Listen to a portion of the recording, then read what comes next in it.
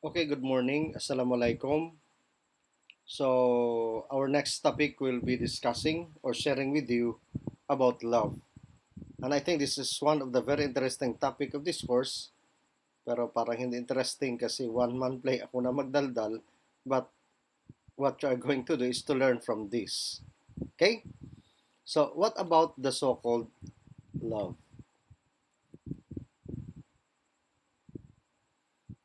Sinasabi dyan, love makes a house a home. I think you remember the song, A house is not a home, and a home is not a house, but love makes a house a home. Okay, so we move on. Then what about love? What is love?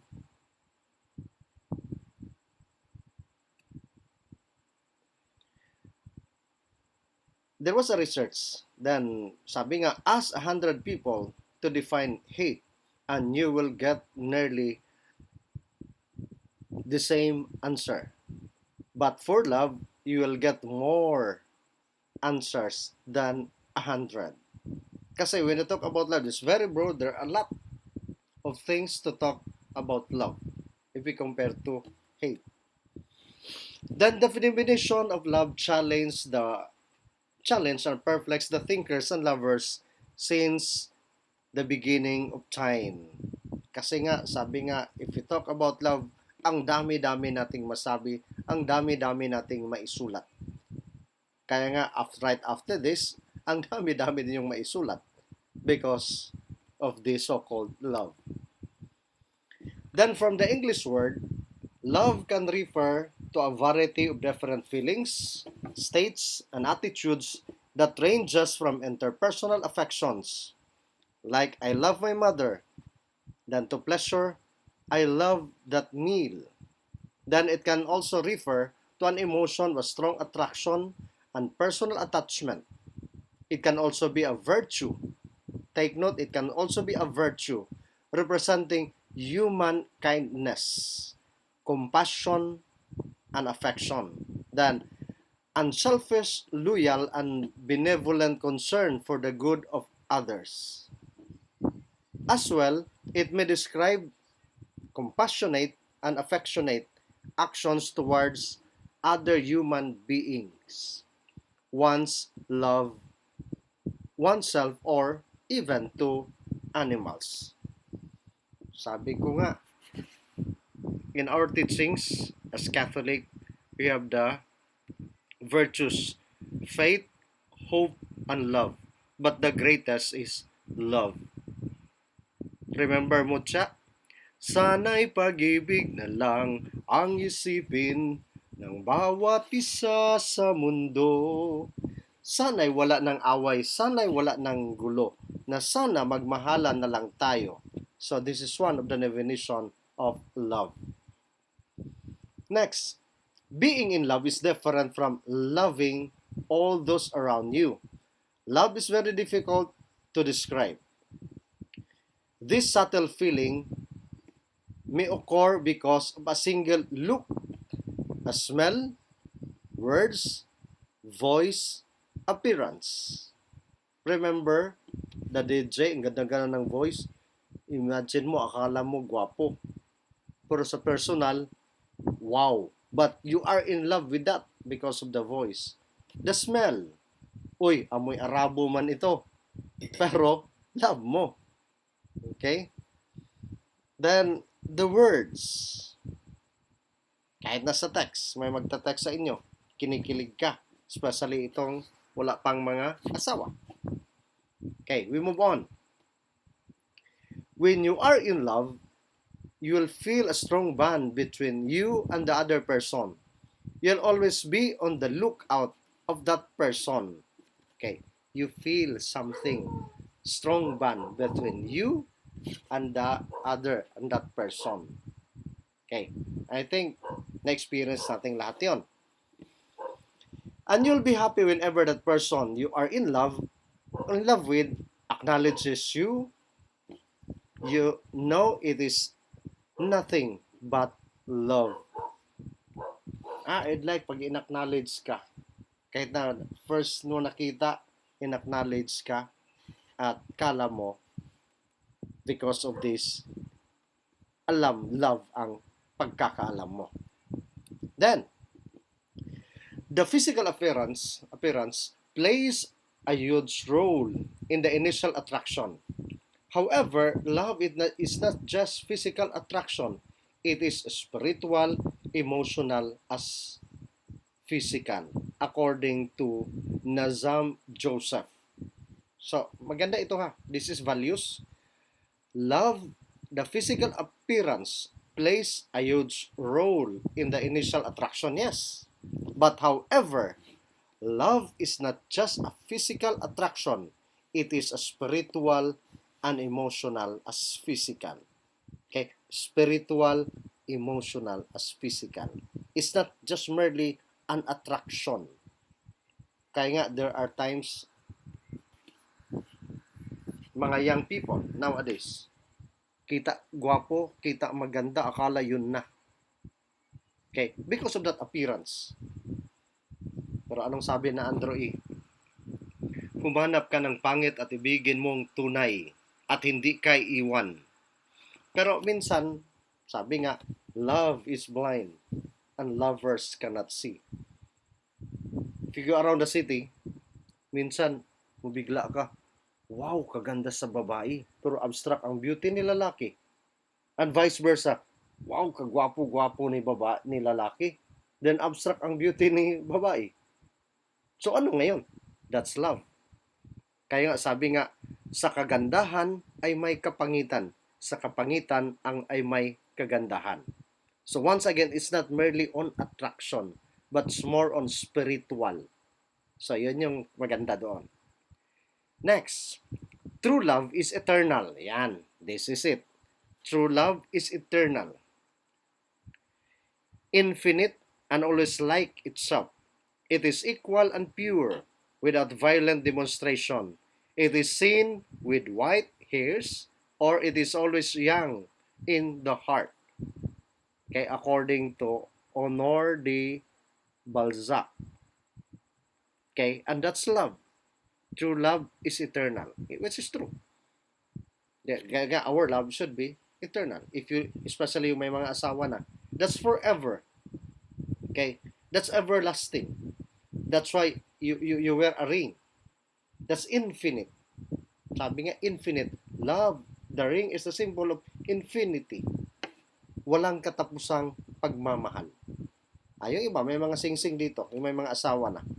Yung mga wala pang asawa, feeling may asawa, nagsising-sing na rin sila. But the meaning of this is, love is infinite. Walang katapusan. Okay? Then, what then is love? True love is an acceptance of that, is acceptance of all that is and has been, will be, and will not be. Okay, once again, true love is an acceptance of all that is, has been, will be, and will not be. So, ibig sabihin is a total, holistic, if you feel in love, if you love someone. Okay? The happiest people don't necessarily have the best of everything. They just make the best of everything they have. Which is right. The happiest people don't have necessarily have the best of everything, but they just make the best of everything they have. So what you have now, your husband, your children, pour out the love. Yung true love na sinasabi. Okay. Then now, Christian religion, especially my religion and the other religion, yung mga Kristiyano, and even Islam religion, may mga sinasabi when we talk about love. Pero dito, I'll focus more on sa aking religion, that definition of love, and it probably covers all one we need to grow in. Itong tinatawag nating love. Kaya nga may sinasabi din sa Latin, omnia vincet amor. So, ibig sabihin, love conquers all. Love conquers everything. So ano itong sa Christian religion na sinasabi? Yan. Love is patient. Love is kind. Yung mga Kristiyano dito, yung mga kinasal na, usually ito yung binabasa sa first reading nung kinasal kayo. Love does not envy. Love does not boast. Love is not proud. Love is not rude. Love is not self-seeking. Love is not easily angered. And the rest. Okay? So yun yung sinasabi. Then, first, love is patient and endurance. You look at the drawing.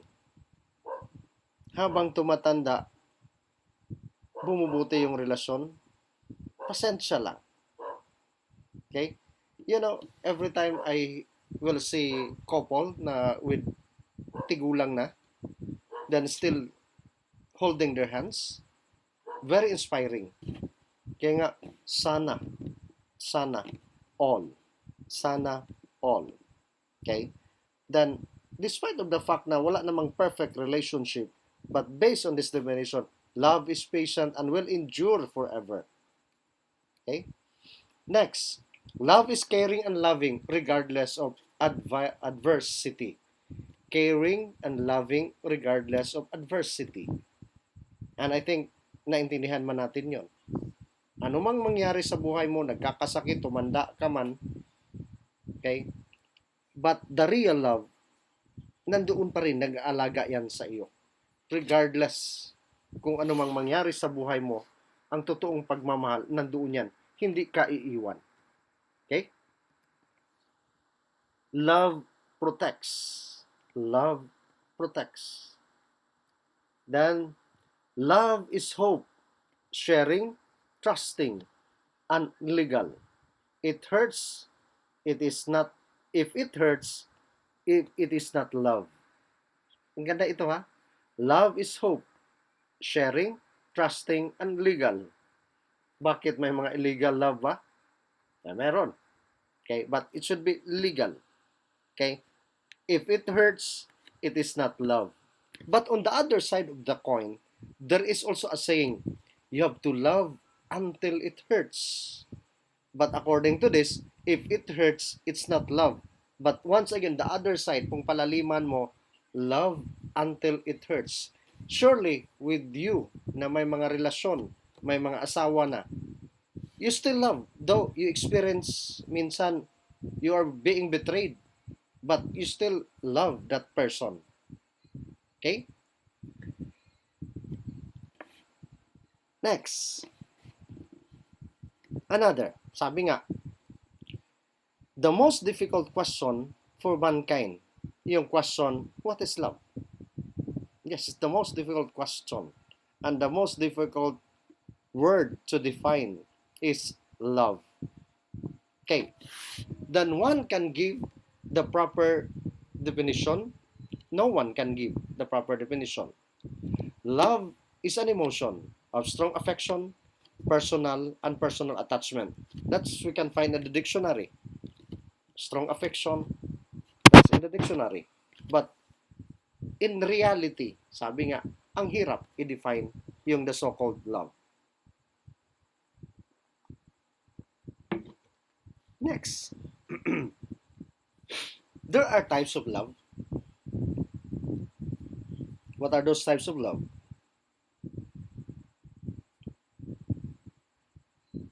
Impersonal love as well as interpersonal love. What about impersonal love as well as interpersonal love? Impersonal love, this is to love an object, a principle, a goal. Parang a paraphernalia, paraphilia. Impersonal. Like this one, I love coffee, I love tea. Okay, this is an object. Or the principle, I have my principle, hindi ko magpatalo-talo. I love this principle. Then if you have your goal, that's more on impersonal love. Kaya paraphilia, parang friend, parang love. Okay, philia is also love. That's a Latin. Kaya para ang love. Okay? Love one object, the principle of the goal. In addition of impersonal love, a person can be said to love an object or principle or goal to which they are deeply committed and greatly value. People can also love material, object, animals, or activities if they invest themselves in bonding or otherwise identifying with those things. Take note ha, people can also love material object, animals. That's why kita ninyo, minsan nakakainggit. Ang mayayaman, mahal na mahal yung hayop. Pero if you look at the surroundings, mga kapitbahay, walang makain. Pero mas mahal nila yung dog nila kasi hybrid, thousand, pero ayaw magbigay sa kapwa. And I think there is something wrong with that. Okay, kaya nga impersonal, okay lang man daw kasi for the animal and to the object. But when you talk about social responsibility, magkalabo-labo tuloy ngayon. Okay? Another thing, if sexual passion is also involved, then this feeling is called paraphilia. Ayan. In the impersonal love, okay, love of object, a principle, a goal, an animal, pero pag involved na yung sexual passion, may problema. Parang love lang, paraphilia ang tawag. Okay? That's impersonal. Then what about another type? Interpersonal love. Alam naman natin from interpersonal. Okay? The love between human beings. Okay? Like, I'm your teacher, but you love me as your teacher. Then, as a teacher, I love you as my students. That's impersonal love. Kuha natin. Then, unrequited love, that's another term. Then, love is most closely associated with interpersonal relationship. Ha? Like my example, interpersonal relationship. We have our relationship. We love each other as teacher, as student. Okay? Nakuha natin. That's interpersonal. Or among you, you love yourselves. Your classmate. That's interpersonal. Your parents. Okay? Another, interpersonal love refers to love between human beings. It is more potent sentiment than a simple liking for other. Unrequited love refers to those feelings of love that are not reciprocated. Interpersonal love is most closely associated with interpersonal relationship. Okay, interpersonal relationship. And such love might exist between family members, friends, and couples. There are also a number of psychological disorders related to love, such as erotomania. Okay? Parang this is more on the love of your ego of yourself. Okay? That's interpersonal. Then there are other types of love. Take note on this type of love. What are these type of love? First, marami yan. The ancient Greeks defined the following types of love that exist in human relationship. So isa-isahin natin ito siya. The philia, the eros, the agape, the storge, the xenia, the ludus, pragma, philautia. Okay? That's the Greek types of the so-called love. What about eros? Erotica. This is an affectionate love that tends to be possessive and intimate. It is far more inclusive than just sexual love. As an example of Romeo and Juliet. Okay, alam natin, Mary Romeo and Juliet. When you say eros, more on sensual love, more on pleasure-seeking love, more on the relationship of a man and a woman. Okay? Kahit anong mangyari, gagawin ang dapat gawin dahil sa kanyang pagmamahal sa kanyang, yun, of course, like Romeo and Juliet. Okay, so once again, eros from erotica, more a pleasure-seeking love, a sensual love, or sexual love. That's eros. That's the first type according to the Greek people. Philia. Philos, philia, as another Greek word, is about special friendship. They may be mates or team members, sisterhood or brotherhood, fellowship, and the like, where people share intimacy and equality with trust and respect for each other. Philia, philos, ibig sabihin ng friend. Okay, friend. Team members, sisterhood, brotherhood, kaya nga may mga fraternity, kaya in a fraternity, bawal yung sexual relation, girlfriend, boyfriend. May mga rules, pero yung iba lumalabag dyan. Kasi that's more on philia. The fellowship, a congregation, a gathering. Okay? People share intimacy and equality with their trust, my trust and respect with each other. That's more on friendship, philia. Okay? Next, the storge is the love found in families. The love of parents for their child and the child to parent. So, sa pamilya ito. I love my daughter, I love my son, I love my wife. That's more on the family. The storge. Okay? The zinnia naman. Zinnia is love that manifests as hospitality. Ayan. Filipinos are hospitable. So, pinakita natin kahit na hindi tayo as in close, pero pag may bisita tayo, nakikita itong zinnia. It manifests as hospitality. Though hospitality zinnia, strangers became grateful friends in the world that is not always friendly. Ayan. Because being hospitable, pinakita mo ang imong kaayuhan sa kapwa. That's zinnia, that's love to others. Kahit na stranger man siya. Kaya nga with that, i-appreciate ka. Oh, kabait-bait na tao. Hindi ko man siya as in FC o feeling close, pero ang bait niya. So, that is zinnia. Okay. Agape. What about agape? Kita natin may agape church dyan. Agape, this is also a Greek word, is a non-possessive love and concern for the well-being of others. Non-possessing and concern for the well-being of others. A selfish love for humanity and the will of the self in the devotion of neighbor. This is a therapeutic attitude to be developed. What an author, Carl Rogers, encourages in his client-centered therapy. Kaya nga, Night Green sees agape as a spontaneous, unmotivated, indifferent values, creative, unlimited, unconditioned, and uncalculating. So in short, agape, we call this one is a gratuitous love. What about this gratuitous love? So yun bang an everlasting love?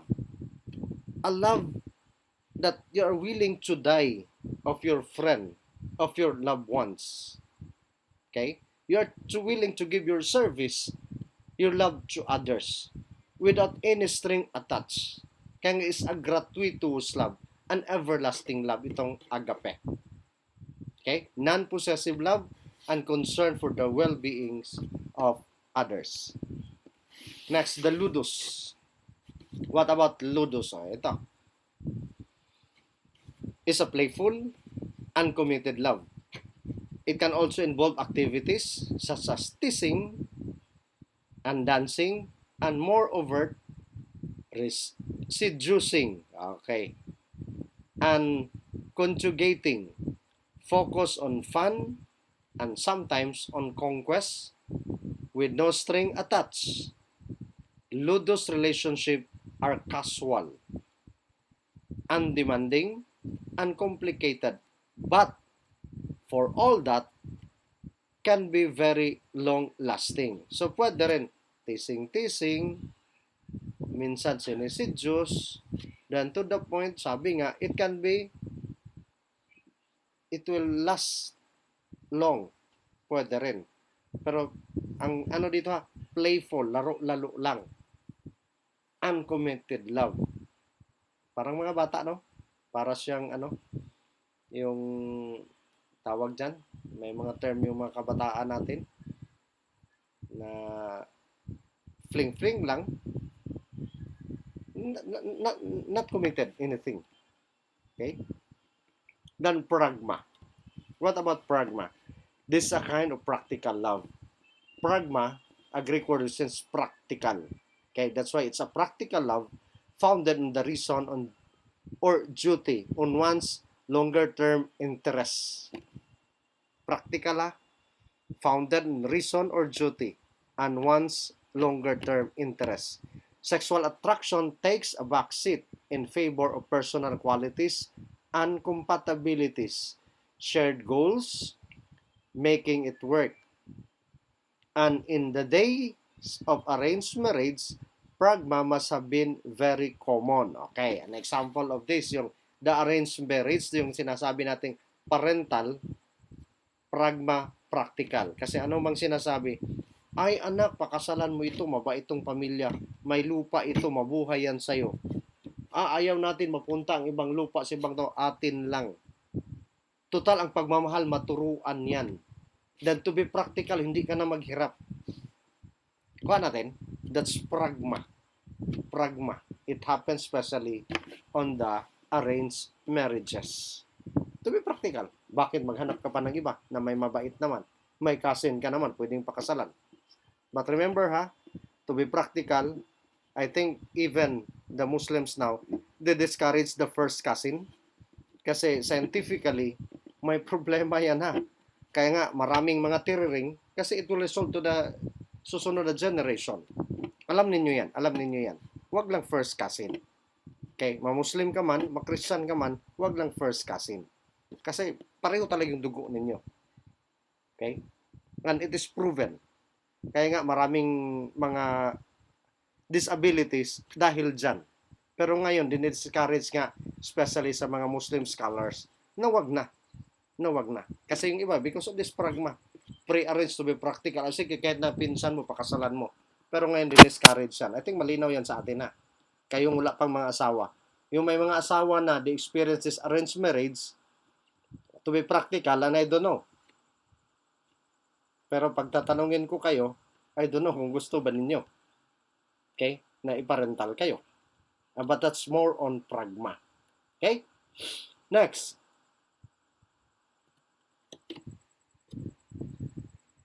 Philotia. Philotia is self-love which can be healthy or unhealthy. Ito na yon.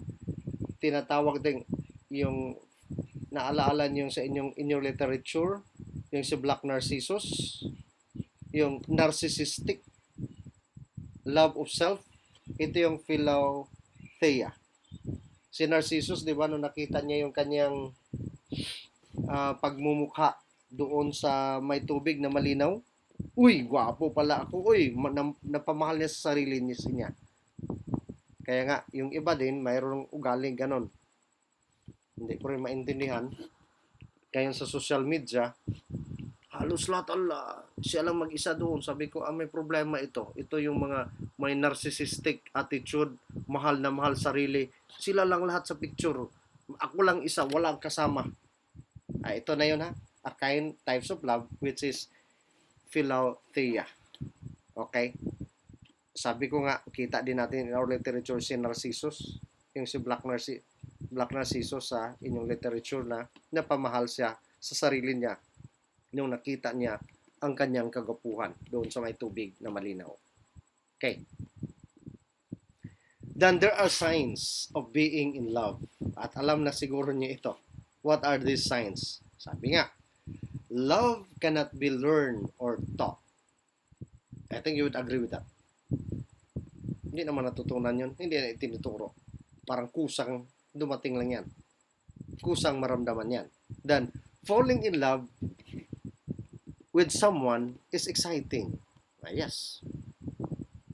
Then, maybe, or may also be, bit confusing. Exciting, yet it can be confusing.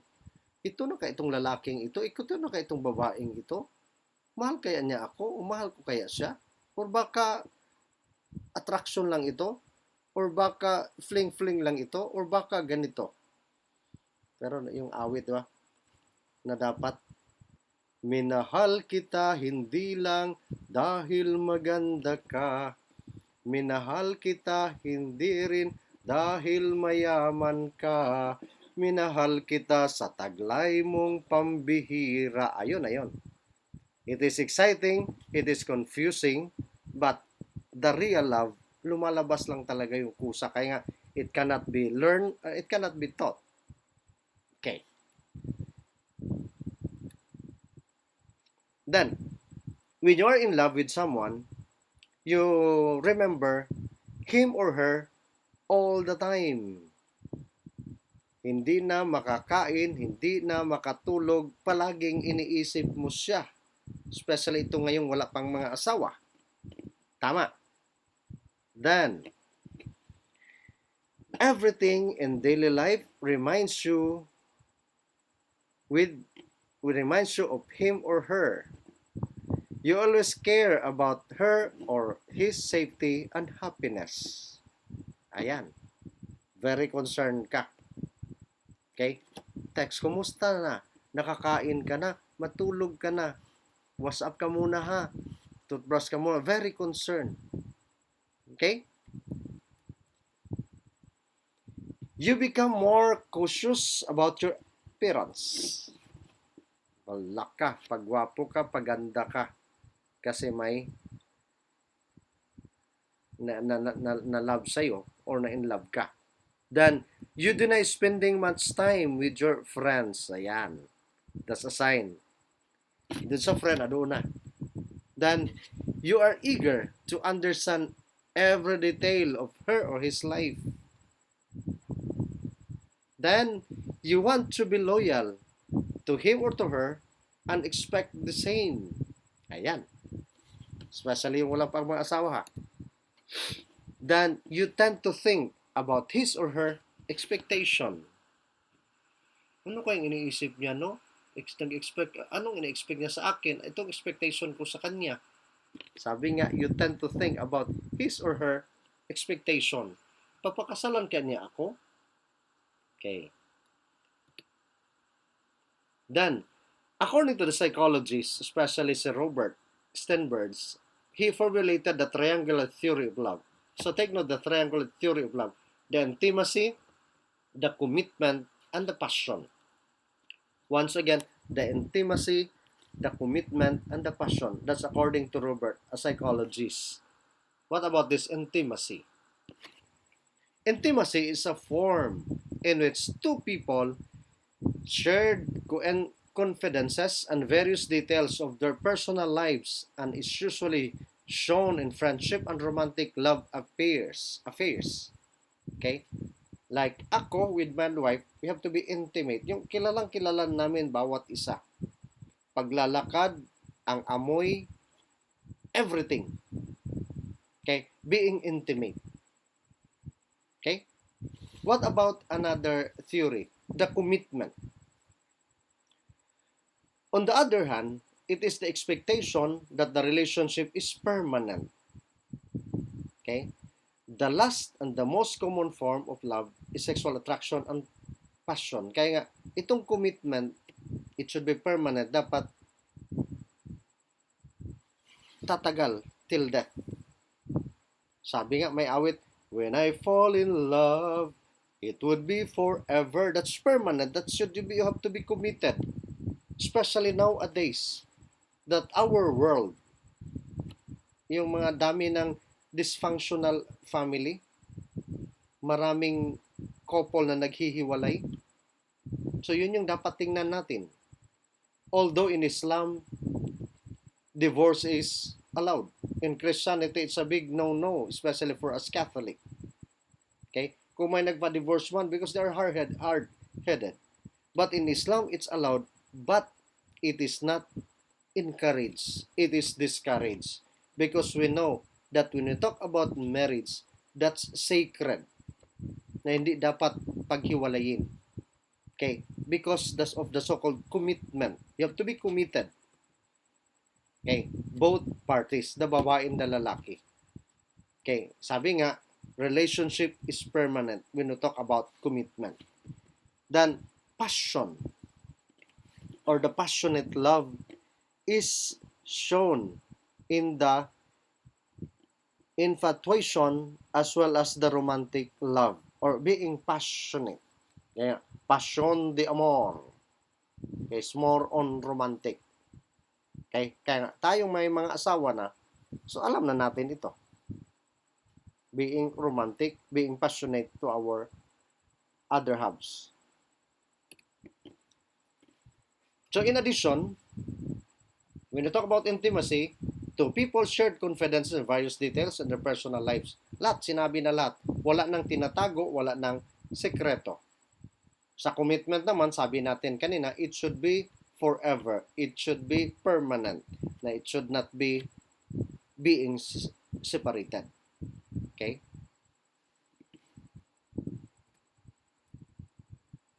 Then, yan, nasabi na natin, a romantic love. Then, Erich Fromm, he is one also of the philosopher, in his book, The Art of Living, he mentioned 4 characteristics when I talk about love.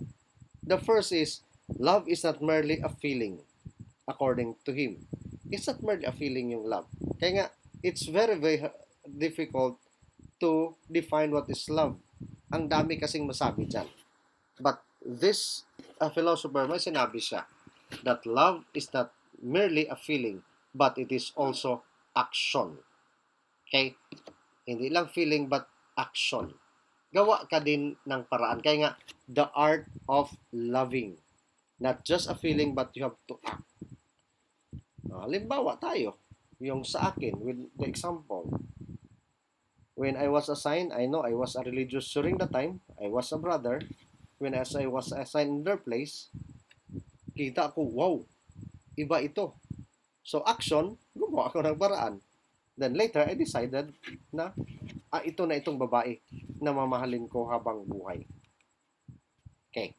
So once again, according to him, love is not merely a feeling, but it is also action. Then second, sabi niya, love is a commitment, which is the same with sa sinabi ni Robert. Then love is a conscious choice. Kaya nga, love is a conscious choice. And this is iba doon sa pragma, sa arranged marriage. According to this philosopher, it's a conscious choice. Ikaw talagang pumili. Hindi somebody na pumili sa'yo for practical reason. Okay. Now, love is the beauty of the soul.